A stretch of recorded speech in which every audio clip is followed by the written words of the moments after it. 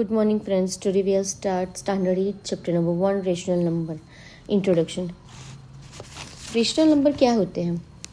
Form P Q, जहाँ P और Q integer है और Q not equal to 0. Example 1/2, -3/4 और 5. मतलब રેશનલ નંબર શું છે? તો કે રેશનલ નંબર એક એવા નંબર છે કે જ્યાં એ પીક્યુ ફોર્મમાં હોય. પીક્યુ ફોર્મ મતલબ કે એક નંબર ઉપર અંશમાં અને એક નંબર નીચે છેદમાં, અને જ્યાં જે નીચેનો જે છેદ છે એટલે કે જે ક્યુ છે એ નોટ ઇક્વલ ટુ 0, મતલબ કે એની વેલ્યુ 0 હોવી જોઈએ નહીં. જેમ કે હું તમને એક્ઝામ્પલ આપું તો 1/2, 3/4 એન્ડ 5. ઓકે, તો તમે કહેશો કે અહીંયા 5 તો એકલો છે, એમાં ક્યાં નીચે કોઈ નંબર છે? તો એમાં કોઈ નીચે નંબર નથી, પણ 5ના નીચે આપણે જ્યારે 1 લખીશું તો 5ની વેલ્યુ ચેન્જ થતી નથી. મતલબ કે કોઈ પણ નંબર બિગ નંબર હોય, સ્મોલ નંબર હોય, તો એના નીચે એક સિમ્પલ ડિજિટનો નંબર હોય તો એના નીચે આપણે 1 કન્સિડર કરી શકીએ છે. તો એ નંબર પણ રેશનલ નંબરના અંદર આવી શકે છે. ઓકે, જેમ કે એક્ઝામ્પલ રેશનલ નંબરમાં કઈ જાતના નંબર આવે તો કે positive number, negative number and 0. જેમ કે પોઝિટિવ નંબરમાં છે 2/3, 5/6, નેગેટિવ નંબરમાં -2/3, 7/8, 0ના અંદર 0/1. Okay, next is standard form. Rational number को सिंपलेस्ट फॉर्म में लिखना. Example 6/8 is equal to 3/4. Condition numerator और डिनोमिनेटर का HCF इज इक्वल टू 1. मतलब કે સ્ટાન્ડર્ડ ફોર્મ કોને કહેવાય? તો સ્ટાન્ડર્ડ ફોર્મ એને કહેવાય કે તમને જે પણ રેશનલ નંબર આપ્યો છે એને તમારે સિમ્પલેસ્ટ ફોર્મમાં લખવાનો. સિમ્પલેસ્ટ ફોર્મનો મતલબ શું થાય? સિમ્પલેસ્ટ ફોર્મનો મતલબ થશે કે જે પણ નંબર આપણને આપેલો છે ને એને આપણે એટલા નાના ફોર્મમાં કે એના ફેક્ટર પાડીને આપણે એટલા નાના ફોર્મમાં ફેરવી દઈએ કે એનો પછી કોઈ આગળ ફેક્ટર પડે નહીં. જેમ કે 6/8 નંબર મારી પાસે હતો તો 6/8ને હું શું કર્યું તો કે હું એ ફેક્ટર પાડ્યો. 3 2 6 and 4 2 8. તો એનું સિમ્પલેસ્ટ ફોર્મ શું થશે તો કે 3/4. હવે આ 3/4ને આપણે આગળ કોઈ પણ રીતે ફેક્ટર પાડી શકતા નથી, તો એ જે છે એ એનું સિમ્પલેસ્ટ ફોર્મ આવી જાય, એટલે કે એને સ્ટાન્ડર્ડ ફોર્મ કહી શકીશું.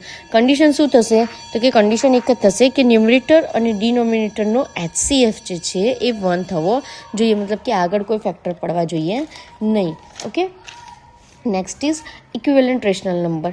ઇક્વિવેલન્ટ રેશનલ નંબર કોને કહેવાય? સેમ વેલ્યુ કે ડિફરન્ટ ફોર્મ, મતલબ કે એક નંબર છે એને અલગ અલગ ફોર્મ, મતલબ કે આપણે જ્યારે એનું સિમ્પલેસ્ટ ફોર્મમાં ફેરવીશું તો એની વેલ્યુ સેમ થવી જોઈએ, બરાબર. જેમ કે 1/2 is equal to 2/4 is equal to 3/6, બરાબર. તો આ બધું કેવી રીતે થયું તો કે ઇક્વિવેલન્ટ છે, મતલબ કે 1/2ને જ્યારે આપણે 2 વડે ઉપર નીચે મલ્ટીપ્લાય કરીશું તો 2/4 મળશે. 1/2ને જ્યારે આપણે 3 વડે મલ્ટીપ્લાય કરીશું તો 3/6 મળશે. તો એને એના ઇક્વિવેલન્ટ રેશનલ નંબર કહી શકાય. જ્યારે આપણને કોઈ પણ નંબરનો ઇક્વિવેલન્ટ રેશનલ નંબર શોધવા કહે તો આપણે એને 2 વડે ઉપર નીચે, 3 વડે ઉપર નીચે, 1થી લઈને 9 સુધીના કોઈ પણ નંબર વડે ઉપર નીચે જ્યારે આપણે મલ્ટીપ્લાય કરીશું તો આપણને ઇક્વિવેલન્ટ રેશનલ નંબર મળી જશે. Okay, positive and negative number on number line.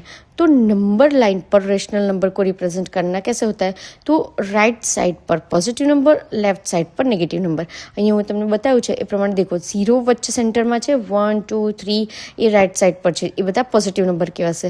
-1 -2 -3 A left side પર છે, તો એ બધા નેગેટિવ નંબર કહેવાશે. જ્યારે તમને કોઈ પણ નંબરને આ રીતે નંબર લાઇન પર બતાવવા કહે તો તમે આ રીતે શો કરી શકો છો. Okay, comparison of rational number. હવે ધારો કે હું તમને કમ્પેરિઝનની વાત કરું. કમ્પેરિઝન મતલબ કે કયો નંબર મોટો છે, કયો નંબર નાનો છે, એ જ્યારે આપણે જાણવું હોય તો કઈ રીતે જાણીએ રેશનલ નંબરના અંદર? તો એક સિમ્પલ વસ્તુ છે, જ્યારે આપણને કોઈ સિંગલ ડિજિટનો નંબર કહેતો તો આપણને ખબર પડી જાય, કેમ કે આપણને 1 to 100, 1 to 1000 બધું આવડે છે, તો એના કારણે આપણને ખબર પડી શકે કે આ નંબર બિગ છે ને આ નંબર સ્મોલ છે. પણ રેશનલ નંબરના અંદર કયો નંબર બિગ, કયો નંબર સ્મોલ જાણવું હોય તો એને એક જ સિમ્પલ ફોર્મ છે કે સેમ ડિનોમિનેટર હોય તો એને કમ્પેર કરવાની. ઓકે, જેમ કે હું તમને કહું કે અહીંયા આગળ મારી પાસે છે 3/5 અને 1/5, તો ડિનોમિનેટર એટલે કે નીચેનો નંબર સેમ દેખાય છે, બંને જગ્યાએ 5 છે, તો સેમ હોય ત્યારે ખાલી કશું જોવાનું નહીં, ઉપરના નંબરની જ કમ્પેર કરવાની. દેખો, ઉપર છે 3/5 અને બીજી સાઈડ છે 1/5, તો 3 અને 1 બંને બાજુ ઉપરની સાઈડ છે, એટલે કે નોમિનેટરમાં છે. તો એમાંથી કોણ બિગ છે તો કે 3 બિગ છે, તો 3/5 ઇઝ ગ્રેટર દેન 1/5. ઓકે, પણ જ્યારે આ વસ્તુ ના હોય, મતલબ કે ડિફરન્ટ ડિનોમિનેટર હોય, તો શું કરવાનું? મતલબ કે અહીંયા જો 1/2 છે એક સાઈડ ને એક સાઈડ છે 1/3, તો એક સાઈડ નીચે 2 છે ને એક સાઈડ નીચે 3 છે, તો શું કરીશું? તો આપણે એને કમ્પેર ના કરી શકીએ, તો શું કરવું પડે? તો આપણે જે નીચેનો ડિનોમિનેટર છે એને આપણે સેમ બનાવવો પડે. તો સેમ બનાવવા માટે શું કરીશું? તો કે એવા નંબર વડે મલ્ટીપ્લાય કરવો પડે કે નીચેનો નંબર સેમ આવે. હવે આ સાઈડ છે 2 ને આ સાઈડ છે 3, તો આપણે આ સાઈડે 3 વડે ને આ સાઈડે 2 વડે ઉપર નીચે મલ્ટીપ્લાય કરીએ તો રાઈટ સાઈડ એક સાઈડ આપણને મળશે 3/6 ને એક સાઈડ આપણને મળશે 2/6. ઓકે, તો સેમ થઈ ગયા નીચે બંને વેલ્યુ 6. તો હવે આપણે કમ્પેર કરી શકીએ. હવે આ સાઈડ આવશે 3/6 ને આ સાઈડ આવશે 2/6. તો કોણ બિગ છે ઉપરના નંબરમાં, નોમિનેટરમાં? તો કે 3 બિગ છે. તો 3/6 ઇઝ ગ્રેટર ધેન 2/6. ઓકે, તો કમ્પેરિઝનની અંદર આપણે એટલી વસ્તુ ધ્યાન રાખવાની કે ડિનોમિનેટરને ગમે તે હાલતમાં સેમ કરવાનો, તો જ આપણે ઉપરના નોમિનેટરને બિગ છે કે સ્મોલ છે એ રીતે કમ્પેર કરીને ગ્રેટર ધેન કે લેસ ધેન વેરીફાઈ કરી શકીએ. ઓકે, નેક્સ્ટ છે એડિશન. તો એડિશન ઓફ રેશનલ નંબર.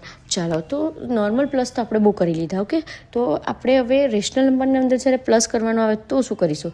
તો કે રેશનલ નંબરના અંદર જ્યારે પ્લસ કરવાનો આવે, જ્યારે સેમ ડિનોમિનેટર હોય, જેમ કે A/B પ્લસ C/B, મતલબ કે નીચે ડિનોમિનેટર સેમ છે, મતલબ કે છેદ સરખો છે, તો કશું જ કરવાનું નહીં. તો ઉપરના જે નંબર છે એનો સિમ્પલ પ્લસ કરીને નીચેનો જે નંબર છે એઝ ઇટ ઇઝ મૂકી દેવાનો. જેમ કે હું એક્ઝામ્પલ આપું, 2/5 + 1/5, ડિનોમિનેટર સેમ દેખાય છે, તો શું થશે? ઉપરનો નંબર છે આ સાઈડે 2 ને આ સાઈડે છે 1, તો 2 + 1 = 3, તો આન્સર આવી જશે 3/5. Okay, next is subtraction of the rational number. જ્યારે માઇનસ કરવાનું હશે તો શું કરવાનું?